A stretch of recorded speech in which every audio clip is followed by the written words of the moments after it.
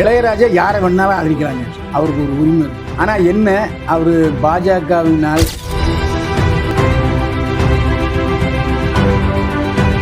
ஆனால் இளையராஜா இப்போ பாரதிய ஜனதாவால் நியமிக்கப்பட்ட ஒரு எம்பி.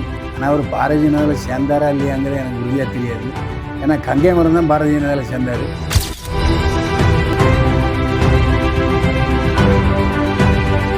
அதிமுகவுடன் விஜய் கட்சி சார்பில் யாரும் பேசவில்லை.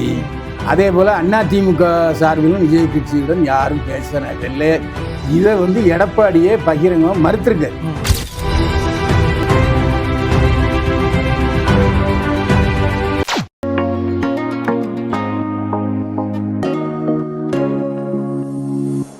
ஜெம் சினிமாஸ் நேயர்கள் வணக்கம். நான் உங்கள் விஜிஆர்னு பேசுகிறேன். இன்றைக்கி நம்ம கூட இன்டர்வியூவில் யார் வந்திருக்கான்னா, ஜெம் டிவியோட ஆஸ்தான யூடியூபர், அது மட்டும் இல்லாமல் திரைப்படம் விமர்சகர், அது மட்டும் இல்லாமல் திரைப்படம் நடிகர் ஆக இருக்கும் பைல்வான் ரங்கநாதன் சார். வணக்கம் சார்.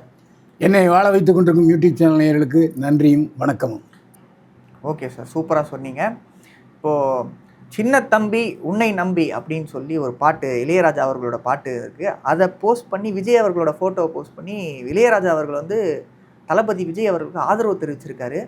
இது தமிழ்நாடுக்கு ஏதாவது ஒரு இண்டிகேஷனோ சைன் மாதிரி அதை கொடுக்க ட்ரை பண்ணுறாரா? இல்லை, இளையராஜா யாரை வேணாலும் ஆதரிக்கிறாங்க, அவருக்கு ஒரு உரிமை இருக்குது.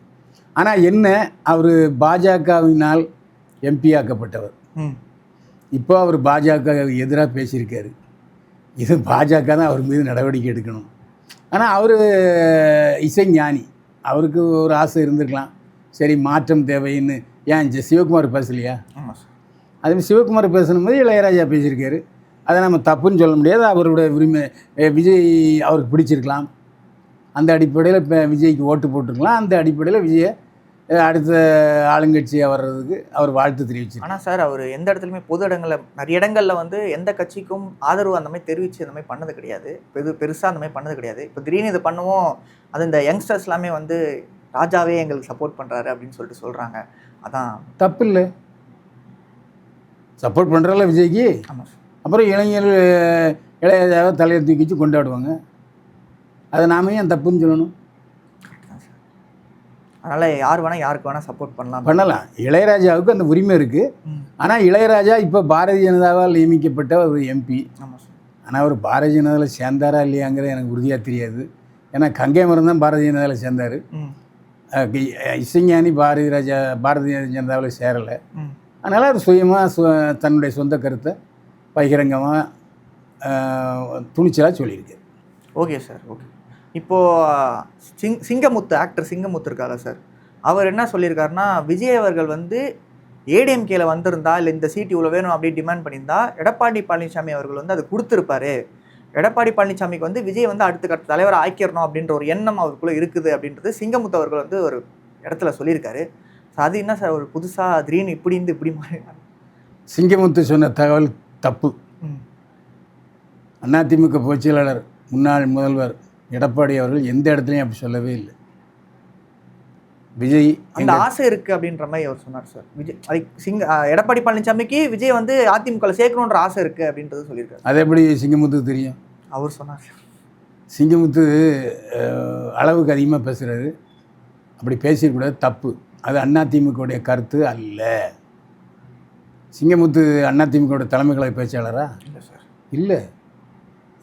அப்போ எப்படி அதிமுக கருத்தாக இவர் ஒரு இது சொல்லலாம்? அதுவும் எடப்பாடியை பற்றி வேறு தப்பாக பேசியிருக்காரு. அது தவறான கருத்து. சிங்கமுத்து தன்னுடைய வாயை அடக்கி கொள்ள வேண்டும். ஏன்னா அந்த மாதிரி கருத்து எடப்பாடி பழனிசாமி அவர்களுக்கு இல்லவே இல்லை. ஏன்னா அவர் பாஜகவோட கூட்டணி அமைச்சு போட்டிடுறாரு. ஆமாம் சார். அப்படி ஒரு விஜயை சேர்த்துக்கணுன்னா பாஜகவோடைய அனுமதி வாங்கணுங்களா சார்? ஆனால் அது ரெண்டாவது, விஜய் இதை பற்றி பிரேரிக்கவே இல்லைங்க.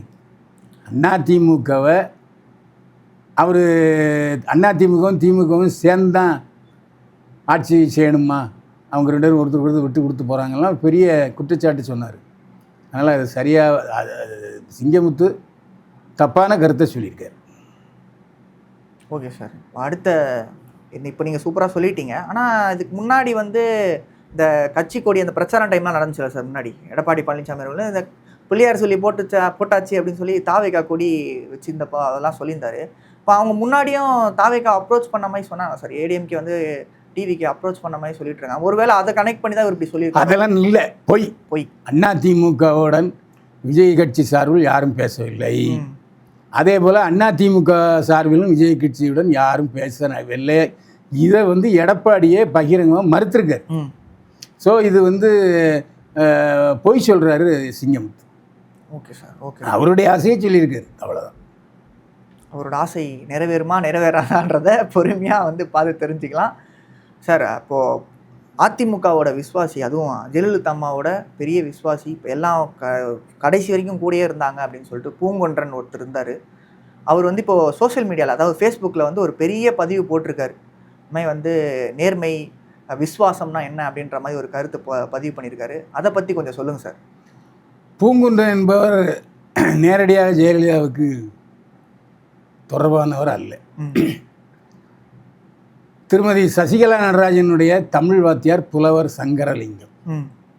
புலவர் சங்கரலிங்கத்துடைய மகன்தான் நீங்கள் சொல்கிற பூங்குன்றன். அவர் புலவருங்கிறனால பையனுக்கு பூங்குன்றன்னு இலக்கிய பேர் வச்சார். புலவர் சங்கரலிங்கம் அதிமுகவின் அதிகாரப்பூர்வமான நமது எம்ஜிஆர் நாளிதழில் ஆசிரியராக இருந்தார். அப்போ நான் அங்கே பணியாற்றினேன். எனக்கு சங்கரலிங்கத்தை நல்லா தெரியும். அப்போது சங்கரலிங்கம் பூங்குன்றன் மாதிரி ஒரு ஆள் தேவை, அதாவது ஜெயலலிதாவுக்கு ஒரு உதவியாளர் தேவை. 24 மணி நேரமும் சசிகலாவால் வேலை செய்ய முடியல, அவங்க மற்ற வேலைகளை கவனிக்க வேண்டியிருக்குங்கிறதுக்காக பூங்குன்றன் ஜெயலலிதாவுடைய தனி உதவியாளராக நியமிக்கப்பட்டார். பூங்குன்றன் எல்லாரையும் துரத்தி விட்டாங்க ஜெயலலிதா. ஏன் சசிகலாவை கூட துரத்தி விட்டாங்க. அவருடைய ஐபிஎஸ் திலகவதி ஐபிஎஸ் அவங்கள துரத்தி விட்டாங்க. அதேமாதிரி தலைமைச் செயலாளரையும் துரத்தி விட்டாங்க. அவர்கிட்ட நிரந்தரமாக யாரும் பணியாற்ற முடியாது, நல்ல பேர் வாங்க முடியாது. திடீர்னு கோவப்படுறவங்க ஜெயலலிதா. அப்பேற்பட்ட ஜெயலலிதாவிடம் நீண்ட நாள் பணியாற்றியவர் பூங்குன்றன். அவர் இருக்கிற வரைக்கும் யாரும் பூங்குன்றன் மேலே தப்பாக சொன்னதே இல்லை. அதாவது ஒருவேளை பூங்குன்றன் தெரிந்த தகவல்களை அதை ஜெயலலிதா சொல்லுவார். அதை கண்டுக்காம விட்டாங்கன்னா அது பூங்குன்றன் மேலே தப்பு இல்லையே. ஆமாம் சார். இப்போ வந்து அவர் கொஞ்சம் ஆன்மீக பயணம் மேற்கொண்டிருக்காரு. ஆனால் திடீர்னு ஒரு புதிய தகவலை சொல்கிறார். அதிமுக, அதாவது ஜெயலலிதாவுடைய சொத்துக்கள் நிறைய என் பேரில் இருக்கு. அது இதுவரைக்கும் எனக்கு தெரியவே தெரியாது.